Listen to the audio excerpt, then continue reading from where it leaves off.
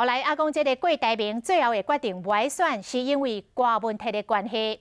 讲昨暝，郭台铭找这个歌问题当面来讲，歌问题也是拒绝不爱做伊的副手，所以郭台铭才决定不爱选咯。郭台铭这个歌问题早起回应讲，这个过歌配这票并无增加真多。歌问题嘛再一次来强调讲，若要伊做副手，归去伊家己出来选就好。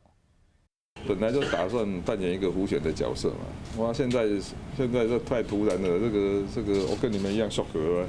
听到郭台铭无要选总统，台北市长郭文德高伊嘛惊到，其实传出双方伫争执案就见过面，也是拒绝做郭台铭的副手。没有啦，这个他有跟我讲啦，就这样。那但是我觉得是这样啦，这个我们还是这样嘛，我们尊重每一个人的决定。如果我要去当副手，那我自己选就好了，对不对？第二点，我也认为这个。